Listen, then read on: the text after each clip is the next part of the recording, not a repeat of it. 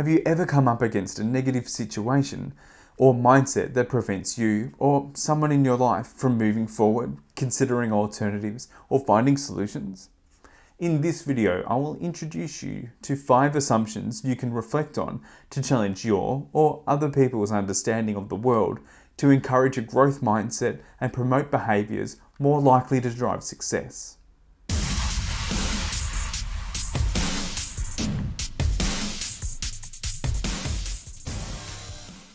Ahoy, Bryce here from Brighter Training. This video will introduce 5 key assumptions that you can consciously apply to situations that you think may be holding you back. Now, these assumptions are not true. Well, they might be, but they might not. And that doesn't matter, because if you act as if they are true, you will find yourself with many more options when responding to events in your life.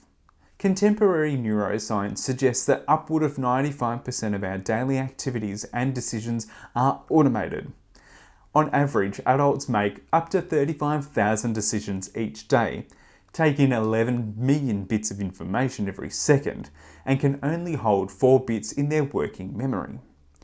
We need to automate just to function. Also, consider that one of the brain's core functions is to identify threats. One way it does that is to generalize past experiences to look for patterns that could predict the future. And these lead to filters, programmed responses, and biases that drive our behavior. And all of this is normal and essential. We can't function without these systems. However, our assumptions, programs, and biases directly influence our behaviors, which dictates our experience and results in life. So you can't consciously control or be aware of these unconscious patterns moment to moment. But you can challenge your beliefs and disrupt your biases to begin installing new responses and behaviours. And one way to do that is through our assumptions. Our experiences, biases, and filters lead us to believe that our understanding of the world is accurate. Our views on everything from equality, politics, brand preference, health, science, and race are seen as absolutely true. Even our own strengths, weaknesses, and judgments of others. Being bitten by a dog in the past may make you believe that all dogs are vicious. Growing up in poverty will guide your beliefs around finance. A difficult relationship will shape your views of certain types of people. And conflict happens when people embrace different facts.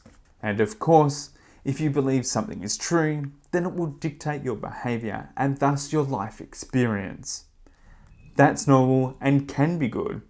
But what if you or someone you know tend to avoid opportunities, is risk averse, lives in fear, is unmotivated, or treat people differently based on race, gender, or sexuality? Basically, if you find behaviours and attitudes that limit success, or you are close to people who become stuck, negative, or stressed, then challenging assumptions about the world could result in a whole different perspective and experience. There is a whole heap of assumptions that you can explore. But for this video, I will introduce 5 of the ones that I believe are the most powerful or interesting. As we go through them, think of a situation or belief that you have and do 3 things. 1. See if you can answer the question proposed. 2. Reflect on how it makes you feel to consider an alternative point of view. And 3. See if you can identify where your belief comes from. Number 1. There is no failure, only feedback.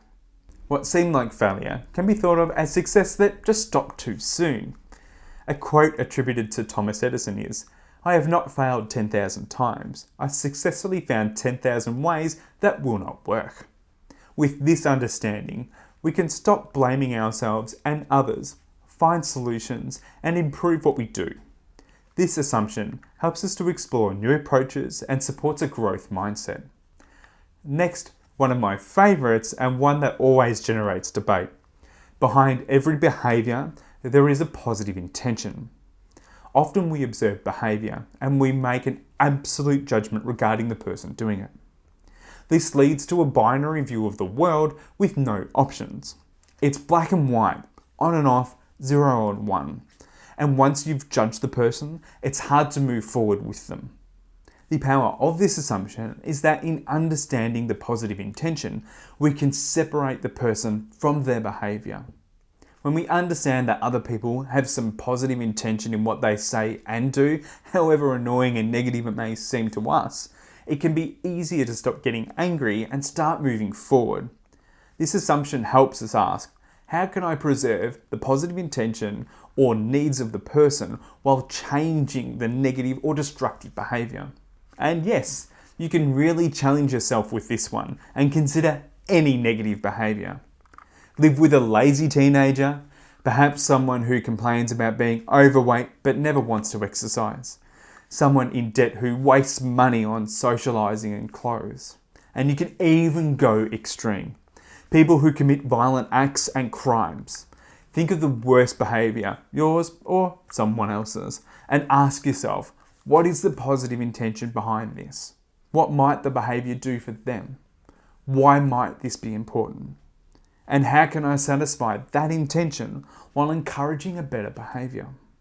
Next, we have the assumption that the meaning of the communication is the response that you get. Ever heard or said to someone, "You're not understanding what I mean," or "No, you misunderstand"? While your intention may be clear to you, it is the other person's interpretation and response that reflects your effectiveness. This assumption encourages you to ensure that the message you send equals the message they receive. When you ask someone to do something and they don't do what you want, instead of focusing on their lack of understanding, ask instead, how can I communicate this differently? Don't assume that the problem is in their lack of understanding. Assume that it's in your method of communication. This is extremely important at work and in relationships. And next time it happens, consider a response that focuses on you, not them. Such as, "I must not have communicated that clearly," or "I may not have expressed that right." And rephrase, demonstrate, use different examples. Stating the same thing but louder, or attacking someone's interpretation, which is based on their experience and their view of the world, is unhelpful for better communication. Number 4 is a quick one. If what you are doing isn't working, do something else. Essentially, this suggests that flexibility is the key to success. If you're not getting the result or response that you want, no matter the situation, then try a different way, and a different way again. And keep trying. It's all feedback. And the person with the most flexibility will have the greatest success. Doing something different still might not be the right thing, but it's better than doing nothing. It's when you stop and hold on to a limiting belief that you truly have no options. And finally, in neuro-linguistic programming, there is a phrase that says, "The map is not the territory." Essentially, this means that as we go through life, we build a map in our minds of how the world looks and works. And we use that map to navigate through life. It's our belief Bible and contains all of our experiences, assumptions, interpretations, and biases. It's what we use for all those automated behaviours. But it's not reality. It's a representation of how we see the world. Just as a map, or even a photo, of a place is not the same as the real thing, and could never contain all of the information, your internal map could never contain everything. Even if I built a full-scale model of Melbourne, it would never contain everything that the real city has. So always remember that with over 8 billion people on the planet, there are over 8 billion maps of reality, and none of them are accurate. They're just a representation of a tiny set of experiences from one narrow perspective. So when you come up against differing opinions, recognize that you'll get further by seeking to understand someone else's map than you will by arguing it. I'm not saying they're right, I'm saying everyone is right. And simultaneously, everyone is wrong. The power comes from seeking to understand and to expand each other's maps of reality. Great questions to ask here are, what has to be true for this person, for their belief to make sense? How do I know that my beliefs are true? And where did my belief come from? I hope that gave you some food for thought. Challenging beliefs and biases can be difficult, but it's a way of exploring possibilities, overcoming limitations, and seizing control of your own life experience.